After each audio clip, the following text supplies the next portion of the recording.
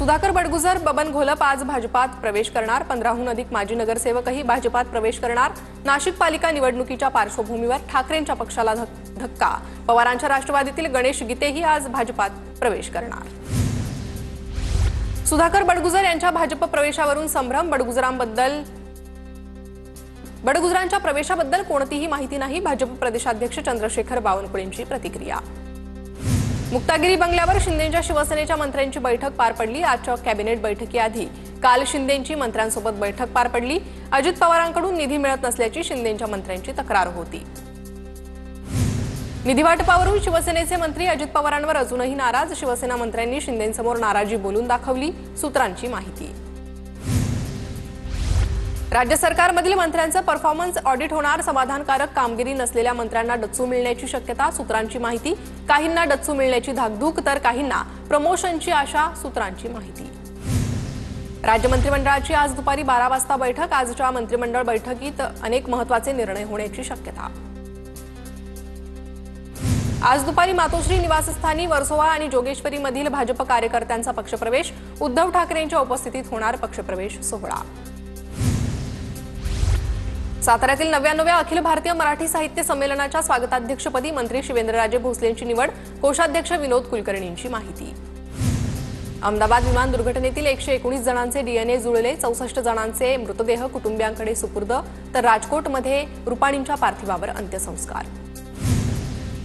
अहमदाबाद विमान अपघात प्रकरणातील दुसरा ब्लॅक बॉक्स सापडला। विमान अपघात तपासाला वेग येणार। दरम्यान काल दिल्लीत उच्चस्तरीय समितीची पहिली बैठक पार पडली। संतोष देशमुख हत्येप्रकरणी आज बीडच्या विशेष न्यायालयात सुनावणी। तर वाल्मिक कराडनं केलेल्या डिस्चार्ज अर्जावर निर्णय होण्याची शक्यता।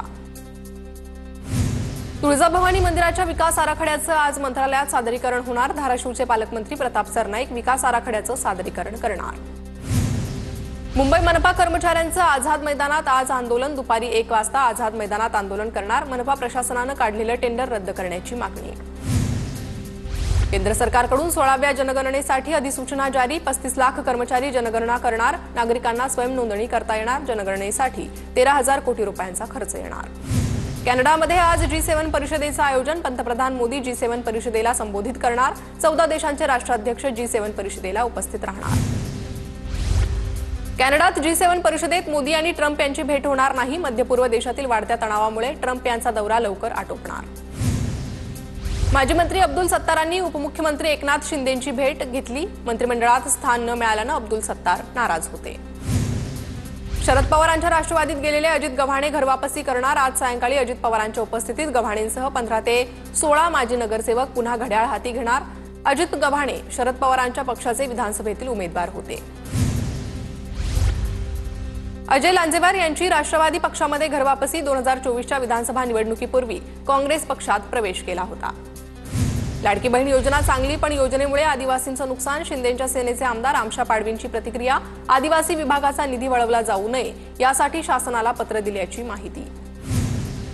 मंत्री नितेश राणे भाऊचा धक्का परिसरात पाहणी करणार। सागरी सुरक्षा मजबूत करण्यासाठी शासनाचे प्रयत्न।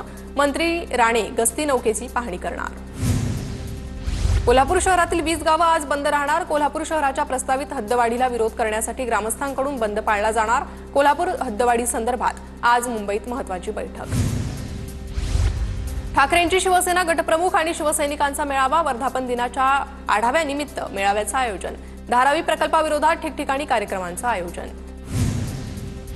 ठाण्याच्या दिवा शहरात भर पावसात सामाजिक कार्यकर्त्यांचा ठिय्या। शहरातील रस्त्याच्या अपुऱ्या कामांमुळे पालिकेविरोधात आंदोलन।